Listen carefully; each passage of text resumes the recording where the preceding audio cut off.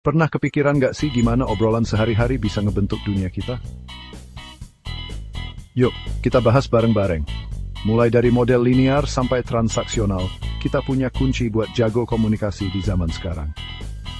Jangan lupa subscribe channel ini dan pantengin terus video model dan teori komunikasi, biar kamu selalu update. Assalamualaikum warahmatullahi wabarakatuh. Perkenalkan, kami dari kelompok 6, kelas 08, TPLP 006, yang beranggotakan saya sendiri, Ferian Anwar, lalu ada Ridho Ihsan, Mingka Amalia, dan Burhani Sultan. Sekarang kami akan mempresentasikan materi dari mata kuliah Kecakapan Antarpersonal yang berjudul Model dan Teori Komunikasi. Presentasi ini akan membantu kita memahami bagaimana proses komunikasi bekerja, mulai dari teori sampai ke penerapannya di kehidupan sehari-hari. Langsung saja kita mulai. Yang pertama, apa sih teori komunikasi? Secara sederhana, komunikasi adalah suatu upaya untuk menjelaskan atau mewakili suatu pengalaman. Teori membimbing kita dalam memahami berbagai hal atau realitas dan memutuskan bagaimana kita bertindak. Selain itu, teori memungkinkan kita untuk memprediksi apa yang akan terjadi di masa berikutnya. Teori ini secara umum ditunjukkan untuk menjelaskan bagaimana tepatnya seorang individu mampu mengomunikasikan makna kepada orang lain dan sejauh mana pembicara dan pendengar saling memahami. Teori-teori lain lebih berfokus pada signifikansi, historis, dan ritual komunikasi sebagai elemen penting budaya. Mengapa sih penting untuk mengetahui teori komunikasi ini? Karena teori ini membimbing kita untuk memahami realitas, memprediksi dampak komunikasi, dan menentukan tindakan yang efektif. Misalnya, teori membantu kita menjawab pertanyaan seperti mengapa gaya bicara pria dan wanita berbeda, atau bagaimana media memengaruhi persepsi masyarakat. Selanjutnya, Baik, selanjutnya di sini ada cakupan teori-teori komunikasi. Yaitu ada konteks komunikasi, kemudian penelitian terkait dengan teori komunikasi. Yang pertama yaitu ada komunikasi intrapribadi, pembentukan kesan dan pengambilan keputusan, simbol dan makna, observasi dan penilaian, keterlibatan ego dan persuasi. Kemudian yang kedua ada komunikasi antar pribadi, yaitu strategi pemeliharaan hubungan, keintiman relasi, pengendalian hubungan, ketertarikan interpersonal. Yang ketiga ada komunikasi kelompok, kepemimpinan gender dan kelompok, kerentanan kelompok, kelompok dan cerita, pengambilan keputusan, kesulitan tugas. Kemudian yang keempat ada komunikasi organisasi, yaitu hierarki organisasi dan kekuasaan, budaya dan kehidupan organisasi, etos kerja karyawan, opini dan kepuasan pekerja.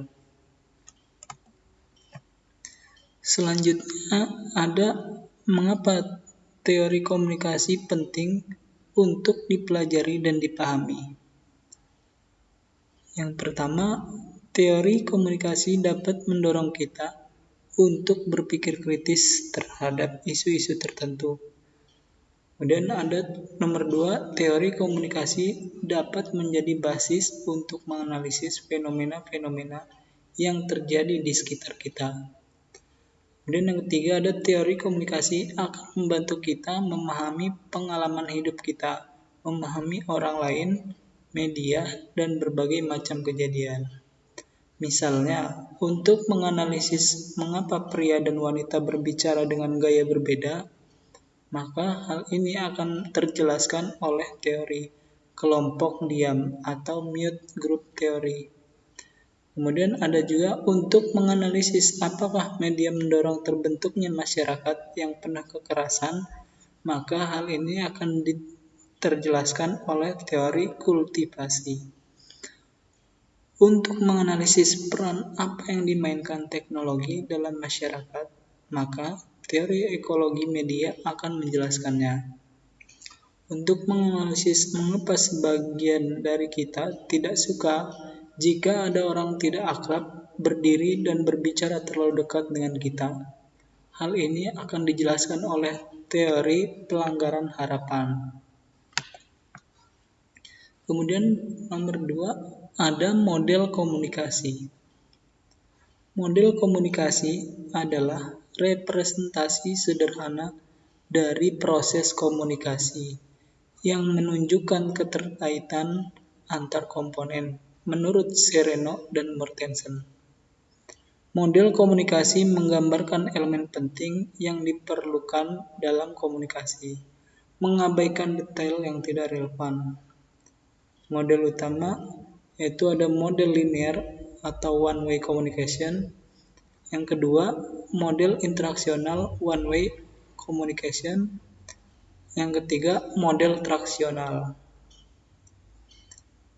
Assalamualaikum warahmatullahi wabarakatuh. Saya akan menunjukkan presentasi tentang model dan teori komunikasi. Model linear atau one-way communication. Model ini menggambarkan komunikasi sebagai proses satu arah dari pengirim ke penerima tanpa adanya umpan balik. Seperti yang terlihat di gambar ini ada model formula Laswell. Yang pertama itu ada siapa, lalu berkata apa, lalu melalui saluran apa, terus kepada siapa, lalu dengan efek apa. Selanjutnya ada model internasional atau two-way communication. Model ini menggambarkan komunikasi sebagai proses dua arah di mana penerima dapat memberikan umpan balik kepada pengirim. Seperti tadi gambar ini, gambar model Osgood dan Scrum. Ada encoder, interpreter, decoder, ini sebagai source, dan di sebelah kanan ada destination yaitu decoder, interpreter, dan encoder. Yang dari source ini mengirim message, nyampe di destination, lalu memberikan feedback kepada source. Lalu ada model transaksional. Model transaksional adalah model komunikasi yang menekankan bahwa komunikasi terjadi secara simultan dan dinamis, yaitu di mana pengirim dan penerima berkomunikasi secara bersamaan, bukan secara bergantian seperti pada model interaksional. Model ini mempertimbangkan faktor situasional seperti lingkungan, budaya, emosi, dan hubungan antara individu. Dalam model ini, umpan balik tidak selalu berupa tanggapan verbal, tetapi juga bisa dalam bentuk ekspresi wajah, gerakan tubuh, atau perubahan nada suara, dan hubungan antar individu. Terima kasih. Selanjutnya, Di sini ada kelebihan dan kekurangan model komunikasi. Pertama, ada linear. Kelebihannya mudah dipahami dan efektif untuk menyampaikan informasi. Dan kekurangannya tidak ada feedback dan kurang interaktif. Lalu ada interaksional, kelebihannya mengakomodasi feedback dan lebih dinamis. Lalu kekurangannya, feedback bisa tertunda dan tidak mencerminkan komunikasi real time. Lalu ada transaksional, kelebihannya paling realistis dan mempertimbangkan konteks. Lalu kekurangannya kompleks dan sulit diterapkan dalam beberapa situasi.